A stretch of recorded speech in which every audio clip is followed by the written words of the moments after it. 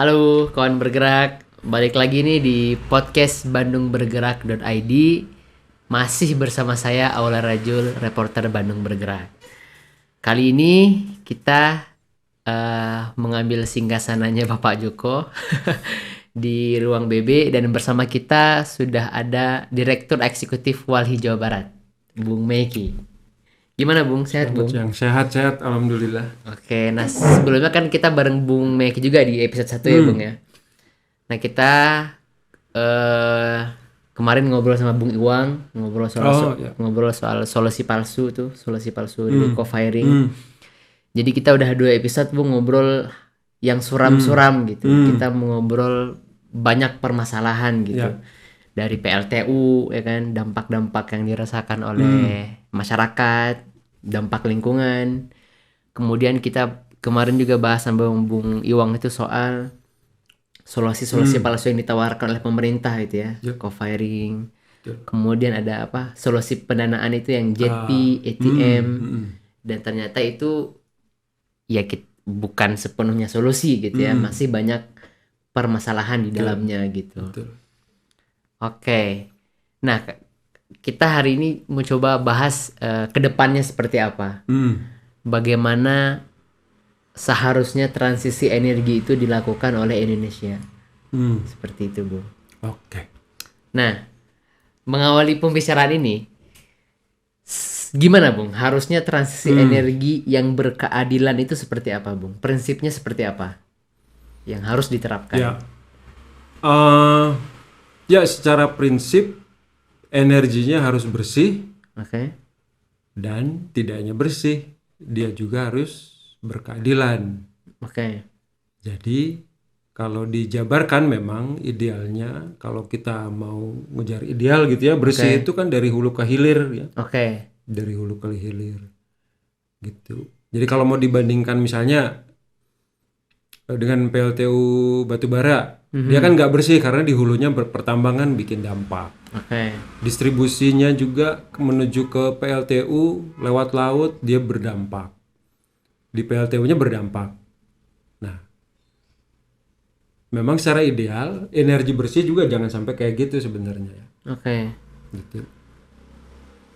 Yang kedua, berkeadilan. Nah, ini berkeadilan pun juga sama. Jadi dia tidak harus adil. Adil bisa terakses dan diakses dan juga dihasilkan. Kalau misalnya sebagai penerima manfaat dia juga tidak mendapatkan terlalu banyak dampak gitu ya. Oke. Tidak si rakyat kan. Rakyat dan lingkungan terutama kan. Oke. Tidak mendapatkan terlalu banyak dampak, mulai dari sumber energi ini dihasilkan sampai dengan si energi ini mulai dari bahan baku lah gitu ya, bahan baku sampai dengan energi ini atau listrik lah ya, kita bicara listrik ini dihasilkan, dia nggak berdampak gitu. Dampak itu kan macam-macam, dampak lingkungan dan sosial gitu. Jadi tuntutan kita, dorongan juga bertambah. Misalnya dulu kita kampanye energi bersih karena selama ini pemerintah dan ya umat manusia lah katakanlah secara umum, peradaban manusia masih menggunakan energi kotor, yaitu apa, energi fosil, karena dia di hulu, tengah, hilir dia memberikan dampak lingkungan dan sosial lah. Terus dikampanyekan ya kita harus mulai menggunakan energi bersih gitu. Nah, di satu sisi ternyata setelah kita pikir-pikir juga, energi bersih ini juga secara jujur ada dampak, memberikan dampak.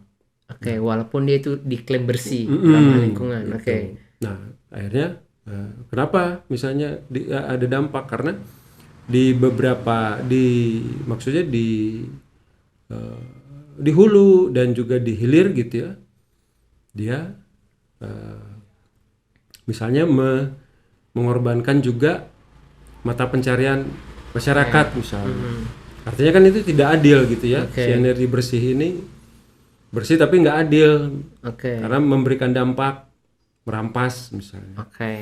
Nah, akhirnya tuntutan kita bertambah, jadi energi ini harus bersih dan berkeadilan. Oke. Ilustrasinya seperti itulah. Oke, berarti transinergi itu harus bersih sejak hulu ke hilir. Iya. Dan juga tidak merampas hak-hak betul masyarakat gitu ya, hak masyarakat dan juga dampak yang paling minimal hidup, gitu. Ya, makhluk hidup lain gitu. Oke. Nah, Bung. Kita kan dari dulu nih, kita ngobrol-ngobrol di sekolah, kita kan selalu diajarkan Indonesia itu kaya. Kita punya sumber daya alam yang melimpah. Nah, sumber daya alam ini kan artinya bisa jadi potensi untuk melahirkan energi-energi terbarukan, gitu, Bung. Seperti misalkan matahari, air, angin dan sebagainya gitu. Berarti kalau dilihat, apakah benar seperti itu, Bung? Kita punya potensi yang begitu banyak untuk bertransisi energi ke yang lebih ramah lingkungan, Bung. Apa benar seperti itu, Bung? Ya. Benar sebenarnya. Okay. Benar dan sebenar-benarnya benar. Jadi potensi kan kalau misalnya ditanya terus apa dong misalnya publik gitu ya, atau publik dan pemerintah misalnya apa dong pengganti kalau kita mau ganti energi fosil nih yang kotor ke energi bersih. Potensinya ada. Ada, yaitu ya misalnya potensi yang energi yang itu berasal dari alam. Ya, maksudnya yang selalu terbarukan lah. Konkretnya misalnya tenaga matahari, tenaga angin gitu ya, gelombang laut bahkan itu sudah banyak secara teknologi dan ilmu pengetahuan itu bisa menghasilkan energi sebenarnya kan gitu. Nah, kalau ngomong soal Jawa Barat aja, Jawa Barat juga potensi Jawa Barat, kita ada di Jawa Barat potensi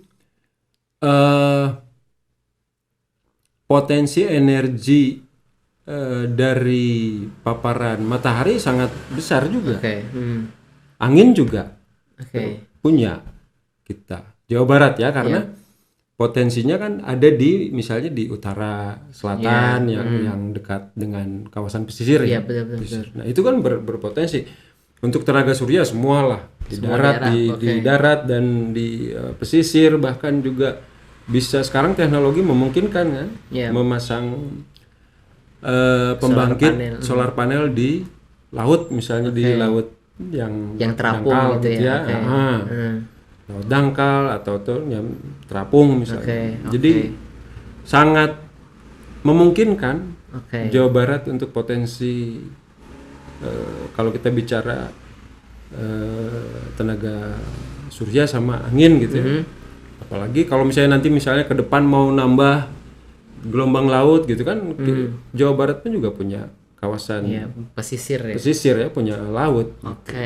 Nah kalau sumber daya alam, kan sumber daya alam itu juga ada panas bumi, geotermal, ada juga salah satu juga dimasukkan bioenergi. Nah itu gimana Bung? Apakah? Nah memang kami masih kontradiktif ya, kami masih belum sepakat dengan satu panas bumi geotermal karena kami melihat berpandangan masih memberikan dampak sebenarnya. Jadi karena rata-rata sumur potensi-potensi panas bumi itu ada di dalam kawasan konservasi ya, dalam hutan. Gitu. Jadi artinya akan membuka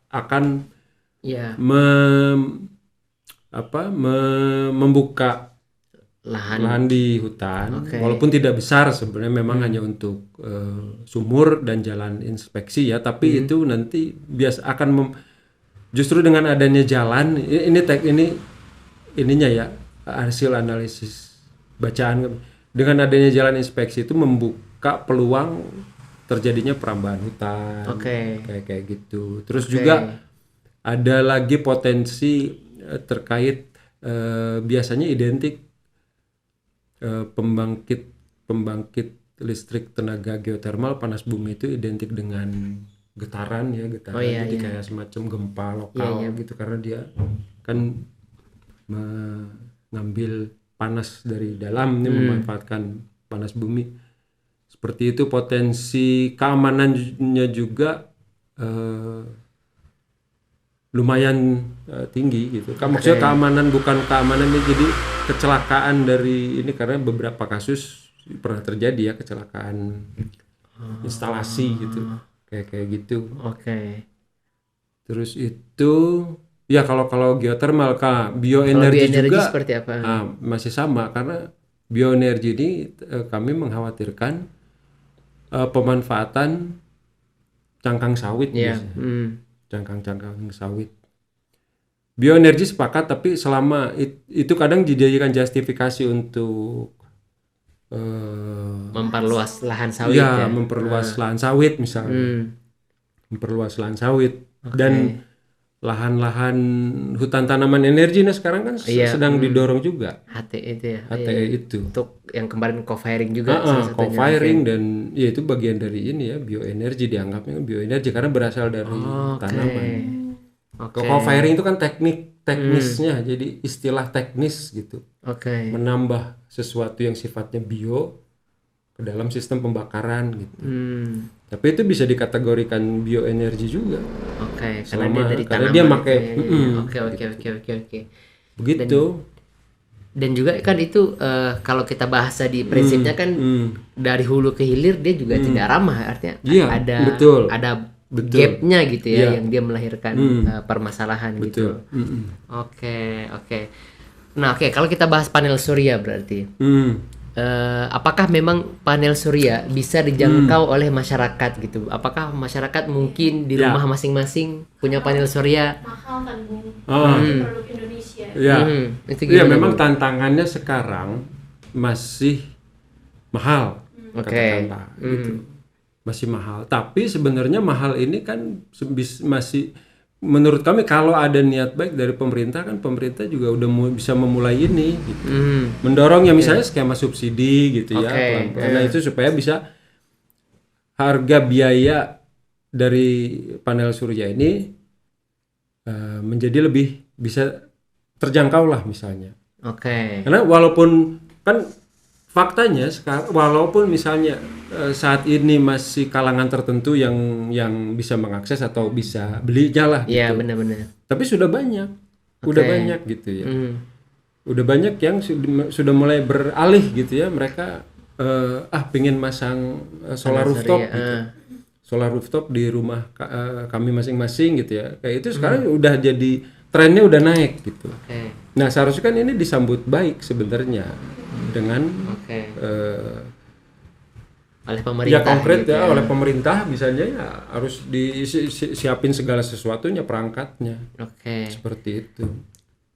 Terus gini Bu, kan panel surya itu kan ada soal off grid ya. Artinya dia nggak boleh memasang melebihi kapasitas dia membeli ke PLN. Itu kan itu gimana Bu? Iya itu juga kan. Nah kan satu itu juga jadi permasalahan sebenarnya. Di satu sisi pemerintah ini mendorong, tapi terkesan menghalang-halangi kan begitu. Gitu. Jadi misalnya kita nih punya kemampuan finansial mau memasang solar PV gitu ya, solar rooftop, solar atap di rumah. Itu harus on grid itu harus dikoneksikan dengan jaringan PLN. Seperti itu, tidak bisa off grid misalnya. Kalau off grid kan istilah tidak dikoneksikan gitu. Itu ada pemerintah kan ya menurut kami mengecewakannya, di regulasi yang mengatur itu dibuat gitu. Jadi kan mengikat ya. Betul.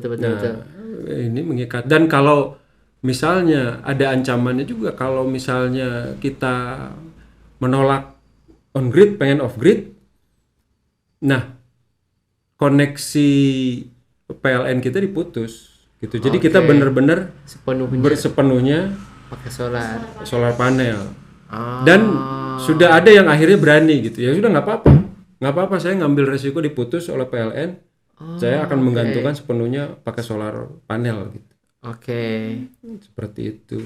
Nah ini juga kan maksudnya ya kami menyayangkan gitu ya, mendorong energi bersih, tapi terkesan seolah-olah misalnya PLN nggak mau rugi gitu kalau nanti ininya nggak kebeli listriknya gitu, listriknya nggak kekonsumsi, nggak kebeli misalnya karena si kita misalnya konsumennya udah menghasilkan listrik sendiri gitu. Jadi kayak hitung ya masih akhirnya mungkin gitu ya, berpikirnya untung rugi gitu ya. Jadi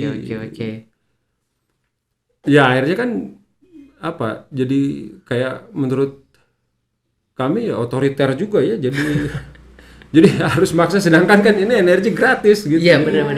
Dan kalau masyarakat mau pakai solar panel kan kita modalin sendiri semua dari awal kan, kita beli solarnya. Iya, tidak usah harus mengancam akan diputus gitu kan, seolah-olah jadi kayak ngancam enak aja. Jadi mungkin pemikiran PLN enak aja, giliran nanti solar panelnya rusak baru ngandelin PLN. Kesannya gitu kan, ya nggak apa-apa lah maksud saya. Oke. Nggak apa-apa. Berarti pemerintah harusnya mendukung ini, mendukung masyarakat menggunakan dipermudah solar panel. Regulasinya gitu ya, nggak usah juga pakai ngancem harus on grid, harus terhubung misalnya. Terus ya kalau nggak mau nolak on grid, ya udah silakan off grid dan koneksi dengan PLN-nya diputus misalnya. Kan itu kayak ngancem gitu ya. Tapi ada yang berani gitu. Ada yang berani yang sudah sepenuhnya. Ada yang sudah sepenuhnya dan stabil. Dan secara teknis stabil. Secara biaya juga mungkin lebih secara murah. biaya dia sudah independen. Sudah mandiri dia.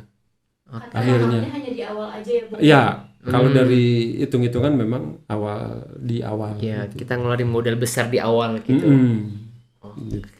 Berarti memang memungkinkan ini. Sangat memungkinkan. Kita lagi ngedorong yaitu desentralisasi. Maksudnya seperti itu kan bentuk desentralisasi energi. Jadi tiap rumah dia memasang solar. Salah satu secara teknis yang kami dorong kalau ngomongin solusi gitu ya, solar rooftop itu, solar atap itu. Solar atap. Aplikasinya di rumah, perkantoran, hotel, sarana komersil misalnya. Seperti itu. Nah, industri bahkan udah ada yang pakai juga kan? Iya benar, di atap-atap pabrik itu ya. Atap-atap pabrik gitu. Nah, tapi gini Bung, kan di Indonesia itu kan sistemnya PL itu kan sebagai satu-satunya perusahaan negara yang memonopoli energi, dia yang menjual, dia yang membeli, dia juga yang jual gitu. Nah, kalau misalkan ketika semua orang sudah seperti ini, sudah punya listrik di rumah sendiri, lalu ini apakah akan menggoyahkan PLN, akan menggoyahkan keuangan negara juga kah, atau gimana Bung? Kalau kita melihat ke depan gitu. Ya, sebenarnya kan ini tinggal kalau saya bukan ahli ekonomi ya, tapi sebenarnya masih punya peluang lah kalau misalnya orientasinya ke ekonomi gitu ya, pemasukan gitu sebenarnya. Yang jadi malah kan masalah maksudnya manajemennya ini ya, yang kata kawan-kawan juga, yang ini manajemen PLN ini yang ya kurang baik kan katanya gitu. Yang akhirnya ya misalnya contohnya sebenarnya bagaimana listrik sekarang kelebihan kapasitas dan ada mekanisme PLN harus membeli terpakai betul istilah take or pay itu dipakai nggak dipakai tetap harus dibayar. Dan permasalahan manajemen yang lain kan gitu. Tapi sebenarnya menurut kami ya PLN juga bisa main di situ kan sebenarnya. Bisa main di energi bersih kan, dan sekarang udah mulai juga mereka. Gitu. Yang artinya kalau misalnya kekhawatiran akan tidak profitable sebagai BUMN itu sebenarnya masih bisa terbantahkan dan menurut saya sebelum terlambat nantinya gitu ya. Sebelum terlambat atau misalnya sebelum nanti kewalahan sendiri ya harus sudah memulai gitu. Kalau mau ini ya harus sudah mulai main di bisnis energi bersih misalnya PLN gitu, misalnya. Oke. Jangan nanti udah tiba-tiba tenggatnya net zero emission itu udah baru dia menerapkan ya, sama aja bohong mungkin ya. Misalnya. Nah tadi Bung Meki kan nyebut soal desentralisasi energi gitu.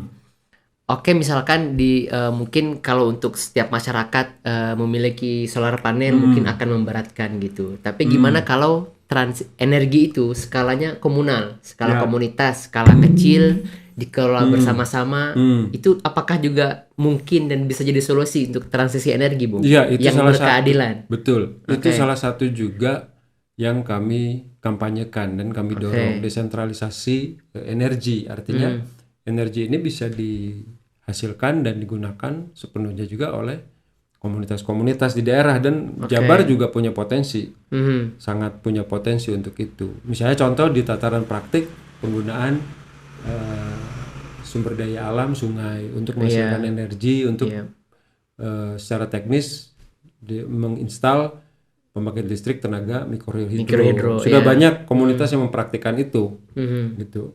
Artinya mereka sudah kemandirian gitu ya. Iya. Kemandiriannya sudah terbangun, sudah ada real, nyata, gitu. Artinya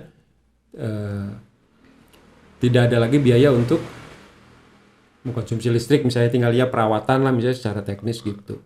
Tapi itu salah satu solusi dari sekian banyak solusi yang kami dorong, itu harus dimaksimalkan juga gitu. Untuk terutama kan itu bisa membantu di daerah-daerah pelosok. Daerah pelosok gitu. Kan sebaran populasi Jawa Barat kan tersebar ya, sampai ada yang di perbukitan, tinggal di daerah pelosok, mereka sulit terjangkau oleh jaringan PLN misalnya, walaupun ya memang rasio apa disebutnya, rasio jangkauan serapan listrik itu udah 99% lah. Artinya semua udah bisa mengakses listrik. Tapi itu salah satu yang bisa yang kami dorong juga sebagai bagian dari solusi ya, gitu. Karena ada prinsip-prinsip juga yang kami pegang kan gitu ya. Tidak hanya lingkungan tapi ya itu juga ya, demokratisasi energi itu harus ada gitu. Artinya semua orang berhak untuk mendapatkan. Semua orang betul. Kalau di daerah dia punya potensi untuk menghasilkan listrik ya jangan dia halang-halangi ya. Ya karena tadi kita analogi misalnya PLN tadi ya, kalau misalnya ada sungai ya, terus pemerintah juga sebagai pelayan publik ya, dia harus membantu gitu, ngedorong juga. Oh iya, misalnya dibangunkan juga misalnya. Gitu. Berarti misalkan satu yang mungkin kalau di Jawa Barat itu yang terkenal Cipta Gelar lah ya, mereka satu kawasan memanfaatkan mikrohidro itu ya, dan mereka bisa membuktikan kalau mereka udah mandiri dengan pembangkit listrik itu ya. Dan berarti misalkan kalau kita gambarin nih, misalkan satu daerah dia punya potensi alamnya air, berarti baiknya kita mendorong agar suatu daerah ini melahirkan energi dari sumber daya alam ini. Seperti itu.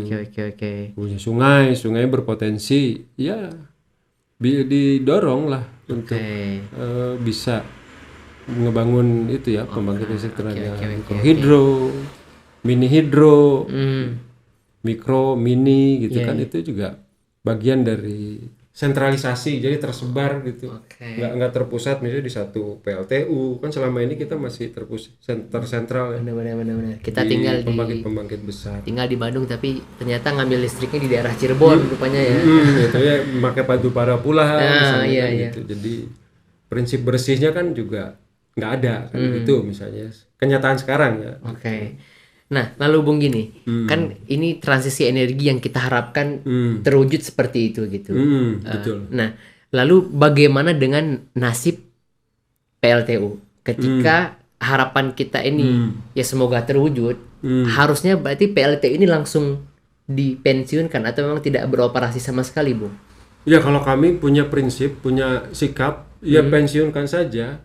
Itu kalau misalnya bicara gimana pekerja-pekerjanya. Nah, ini harus mulai dirintis dari sekarang, alih mata pencarian, karena mereka juga bisa beralih bekerja di sektor pekerjaan yang green gitu ya.